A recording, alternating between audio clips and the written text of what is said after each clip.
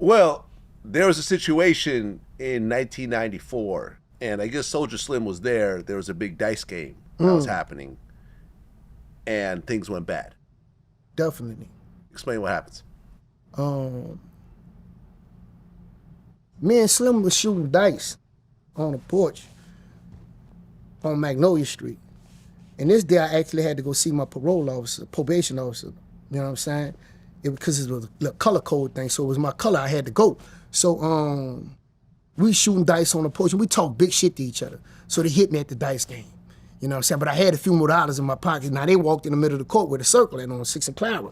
You know, so I followed them down there. Went down there, you know, shooting dice with them, you heard me? And shit went down. You know what I'm saying? I was in the street, I had beef. So a lot of people that was out there, they knew what was happening, you feel me? When they seen the person that I was beefing with. Motherfucker yelled, tried to give me a warning, but it was too late. You know, that's what happened. Well, yeah, someone that you were beefing with had an AK-47? Yeah, I had got shot, but it was 2 dudes. Yeah, one of them had an AK-47, yeah. I mean, an AK-47, I mean, that's a chopper, basically? I mean, that's what they call them. Yeah. You got shot in the legs.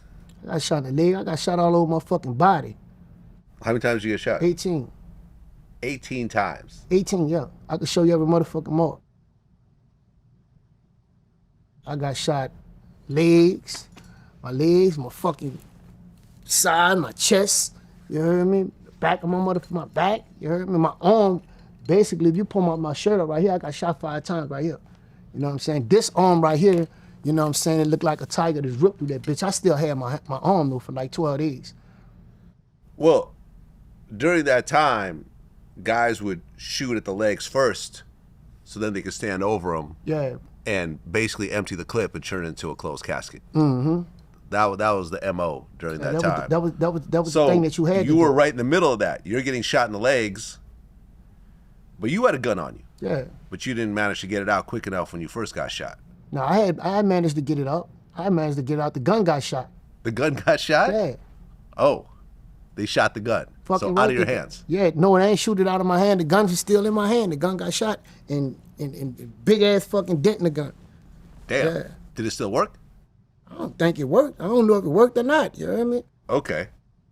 But basically, like when the bullets was coming my way, the fucking gun took one of the bullets. Okay. So you get shot 18 times. Yeah. At this point, did you think you were going to die? No. Tell you the truth, because the motherfucker who I had beef with, I looked in his face, and the only thing I wanted to do was just, damn, this bitch that got me, you know. So I wasn't thinking about no fucking death. I would think about this bitch ass nigga, man, and let this bitch get me, you know what I'm saying? But at one point, you know what I'm saying, I laid back and I looked at myself, and I just relaxed. I just relaxed, you know what I'm saying? Because I learned that, you know, when relaxing in the game, your blood don't flow fast. So that's what I did, I just relaxed. And when I relaxed, a lot of people thought I was dead. I ain't relaxed and closed my eyes, I just relaxed and just looked around, you know what I'm saying? So does the ambulance eventually arrive? Yeah, the ambulance pulled up in the middle of the project and picked me up. Okay. And then the same thing which you was talking about, the police coming and asked me, the police asked me right there on the spot, who shot you? Let me know before you die. The police told me that. Right, it's called a death confession. They Man, did the same fuck thing. That bitch wasn't supposed to tell me that. That bitch wasn't supposed to tell me he gonna let me know who shot you before you died. What the fuck you think? I'm going to my grave? Man, nah, man. I don't know nothing about nothing. You know what's crazy is that I interviewed Chris Carroll. He was the first responder when Tupac got shot. Yeah. And he told Tupac the exact same thing. He said, before you die, tell me who the shooter was. That shit surprised me. Yeah. Because but Pac realized he was a cop because, you know, he's really badly shot. Yeah. And he said, fuck you. And then he passed into a coma and he died. And I looked at him once again. I said, what happened? Who did this? Who shot you?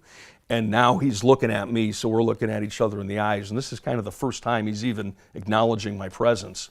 And he looked at me, and I could tell he was getting a breath together to tell me. And he looked me right in the eyes, and we looked at each other, and he said, fuck you. And he said it just like that, with the emphasis on that F to really let me know. That's how we felt. So Yeah, I ain't say nothing, but I remember that shit. You hear me? I'm like, and I'm talking to myself in my mind. I still remember this shit. I'm like, what's wrong with this bitch? Telling me, nah, bitch, we gonna see. We gonna see. We gonna see how it gonna turn out. Cause I already had the adrenaline rush. Was like, bitch, if I die, my niggas gonna get you. You gonna get got. So it wasn't about me thinking about dying. It was me this mad that the motherfucker I wanted got me first. You know what I'm saying? So the debt wasn't even on my mind. I mean, at 52 years old, when you look at that particular situation and the mind state that you were in, at, you know, how old were you at that point? Like 20, 21? Yeah, that's something like that. The 21-year-old Boobie Black in that mind state just got shot, and the only thing you're thinking about is revenge. Now you're looking at the older 52-year-old Boobie Black who has children that are older, who looks at life a little bit different. What do you think about that younger version of yourself? I think that if you put a tiger on the moon and the tiger pregnant, and once that tiger have baby cubs, they're gonna still be fucking cubs. You know what I'm saying? So coming up in the environment where I came up at, you had to be this type of person.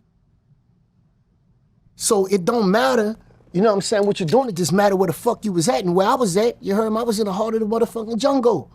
So I had to survive. So you had to do this. Everybody around, you know what I'm saying, you had to live like that, period.